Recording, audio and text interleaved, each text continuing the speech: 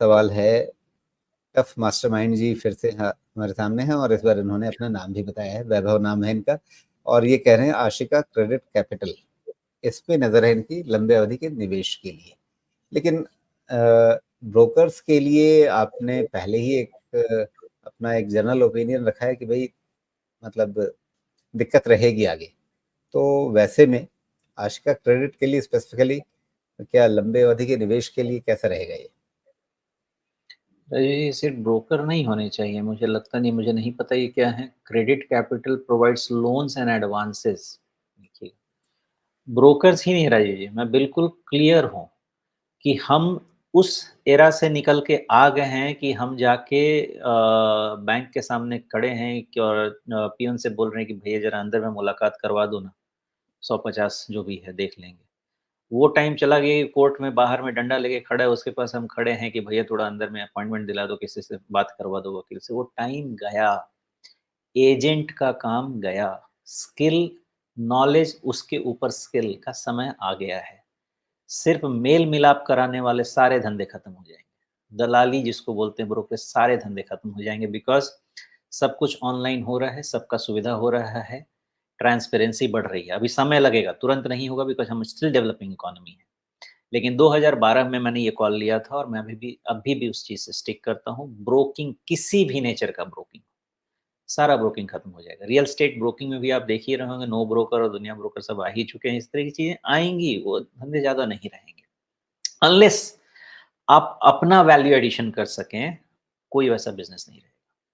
तो मेरा ऐसा बहुत स्ट्रॉन्ग फीलिंग है। और ये जो धंधा है, ये ब्याज वाला धंधा है ना राजीव जी, ये बरसों, सदियों, जन्मों पुराना धंधा है, ये कभी बंद नहीं होगा। ब्याज के धंधे का मार्जिन ऊपर-नीचे हो सकता है, प्रॉफिटेबिलिटी, उसकी सेफ्टी नेट जो कि आप एनपीएस या बोलते हैं, वो ऊपर-नीचे हो सकता है, लेकिन ब्याज का धंधा पूरे जीवन, पूरी सदी, मैं रहूँ, ना रहूँ, कोई रहे, नहीं रहे, वो बंद नहीं होगा। ये धंधा हमेशा चलेगा। बिकॉज़ कोई भी बिज़नेस के लिए आपको कैपिटल चाहिए होता है, या तो आपको फॉर्मल वे से कैपिटल मिलना चाहिए, इनफॉर्मल वे से, लेकिन वो कैपिटल ब्याज का धंधा चलेगा ही चलेगा। ब्रोकिंग खत्म हो जाएगा। जी। आशिका क्रेडिट कैपिटल, इसका सिचुएशन क्या दिख रहा है अब कि इनकी बहुत तेज़ वेबसाइट पे भाग रहा जाकर मैं देख रहा था क्या क्या बिजनेसेस हैं इनके। तो उसमें इनके बिजनेसेस के अंदर retail broking, lending, investment banking, सारी चीज़ें हैं।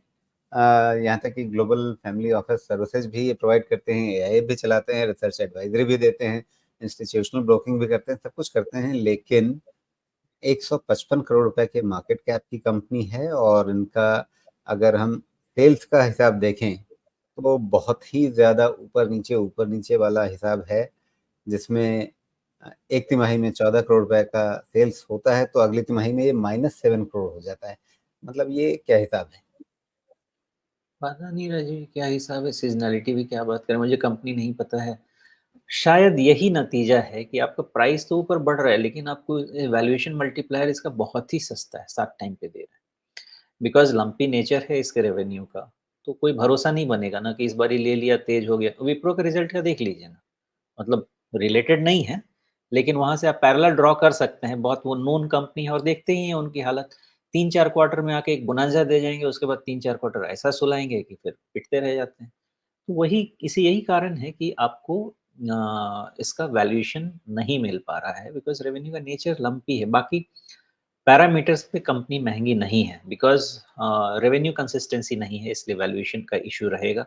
अनलेस आपको कंपनी बहुत अच्छे से समझ में आती है, ये सब high risk companies, high risk investment होते हैं। मेरा अंदाज़ा ऐसा है, फ्री कैश फ्लो कुछ बन नहीं रहा है और बनेगा भी नहीं यहाँ पे।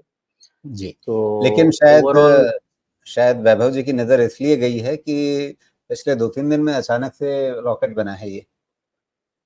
हाँ, तो बस वही बात है, इसलिए इसको आप ट्रेड वेड के हिसाब से देख लीजिए, इन्वेस्टमेंट के हिसाब से मैं नहीं समझता कि देख सकते हैं। और वैसे भी पिछला हिस्ट्री जाके देखिए, जब सर्किट पे चढ़ना-उतरना शुरू करता है, तो उसके बाद ऐसा लगता है कि कहीं न कहीं से ये अरावली का वो श्रृंखला बना के रखा हुआ है, तो उसमें से गिरेंगे तो निकल भी नहीं पाएँगे। तो जी, मैं नहीं बिल्कुल। समझता कि इसमें कुछ करना चाहिए आपको, और करना भी है। मतलब मैं आपको सिर्फ़ समझा सकता हूँ, एजुकेशनल चीज़ें मैं यहाँ कर सकता हूँ, कुछ बता उससे ज़्यादा नहीं कर सकता। बाकी आप करना चाहें फिर भी, तो अब मान लीजिए कि ओखली में सर देना है तो मूसर तो गिरेगा ही, इधर से गिरे, उधर से गिरे। अब अलग रहे तो बेहतर।